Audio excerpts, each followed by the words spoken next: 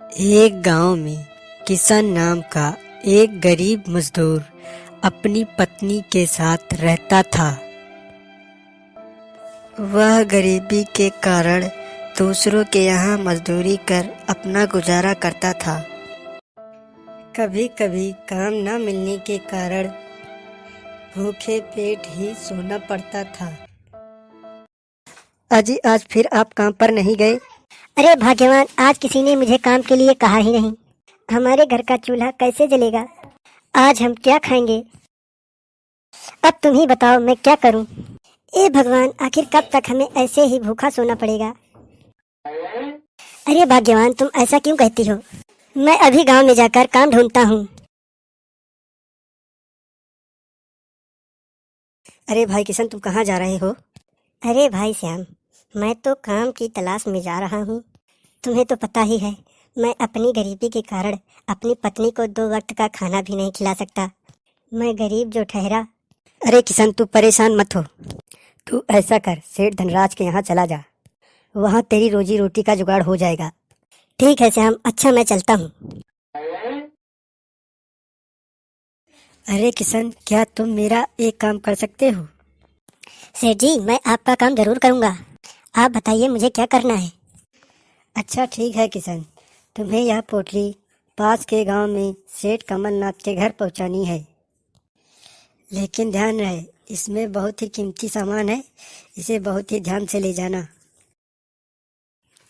ठीक है सेठ जी, मैं इसे बहुत ही ध्यान से पहुंचा दूंगा। अच्छा सेठ, मैं चलता हूँ।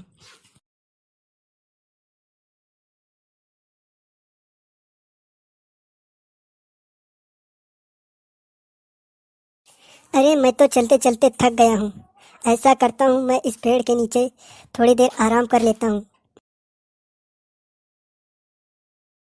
चलो यहीं लेट जाता हूँ। तभी एक चोर किशन की पोटली चुरा कर भाग जाता है। अरे वाह, बहुत अच्छी नींद आई। चलो अब पोटली लेकर चलता हूँ। अरे मेरी पोटली कहाँ गई? अरे मेरी पोटली, हे ऊपर वाले, मेरी पोटली कहाँ गई? अब मैं क्या करूँगा? अब मैं सेठ को क्या मुंह दिखाऊंगा? सेठ मुझे जान से मार ही देगा। हे भगवान, अब मैं क्या करूँ? सेठ जी, पोटली कहीं गायब हो गई। क्या पोटली गायब हो गई? तुझे पता भी है उसमें कितने कीमती स्वर्ण आभूषण थे? अब तू वह पोटली मुझे लाकर दे, या फिर मेरे पास सारी जिंदगी मुफ्त में नौकर बनकर काम कर। सेठ, मुझ पे दया कीजिए, मैं इतने सारे स्वर्ण आभूषण कहाँ से लाऊंगा? सेठ, मुझे माफ कर दीजिए। माफी और तुझे, चल जल्दी से काम पर लग जा।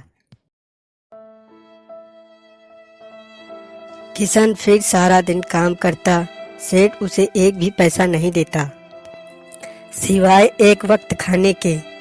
किशन वह खाना लेकर अपने घर चला जाता है।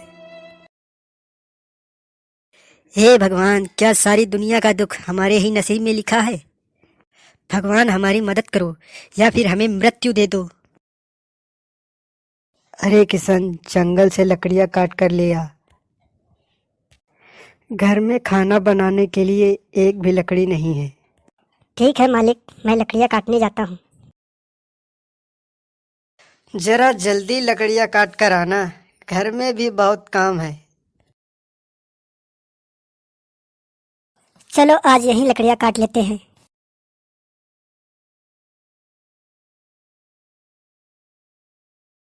हरिओम हरिओम, हरिओम हरिओम।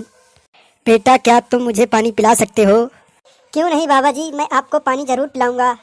बाबा जी, प्यासे को पानी पिलाना हर व्यक्ति का कर्तव्य है। लो बाबा जी, पानी पियो। बेटा, तुम बहुत अच्छे और भले इंसान हो जो इस बूढ़े को पानी पिलाया। प्यासे को पानी पिलाना ये तो हर इंसान का कर्तव्य है। बेटा, मैं तुमसे बहुत प्रसन्न हूँ, मैं कुछ तुम्हें देना चाहता हूँ। हरिओम। बाबा जी, ये तो एक दिया है। बेटा, ये कोई मामूली दिया नहीं है, ये एक जादुई दिया है। इस दिए से जो कुछ भी तुम मांगोगे वो सब तुम्हें मिलेगा। क्या बाबा जी, आप सच कह रहे हो? हाँ बेटा। अच्छा, मैं चलता हूँ। अब मैं भी घर चलता हूँ। अजी, ये मिट्टी का दिया क्यों लेकर आए हो?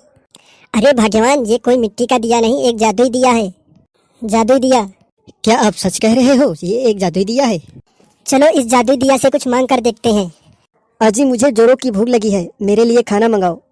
हे जादुई दिया, मेरी पत्नी के लिए खाना ले आओ। अजी ये सच में एक जादुई दिया है, अब कुछ और मांगो जी। हे जादुई दिया, मेरी पत्नी के लिए स्वर्ण आभूषण ले आओ। हे भगवान, आपने कितनी कठिनाइयों के बाद मेरी सुन ली, अब मैं अच्छे से जीवन यापन कर सकूंगी। अजी सुनते हो, अब ये आभूषण सेठ को दे आओ, आज से हम सेठ की गुलामी से मुक्त हो जाएंगे। हाँ भाग्यवान, तुम ठीक कहती हो। अब तुम इस जादुई दिए को अपने पास रखो, मैं सेठ को ये आभूषण देकर आता हूँ। अच्छा, मैं चलता हूँ। हाँ जी, जल्दी घर लौट के आना। सेठ जी, ये अपनी लो स्वर्ण आभूषण की पोटली। अच्छा सेठ, मैं चलता हूँ।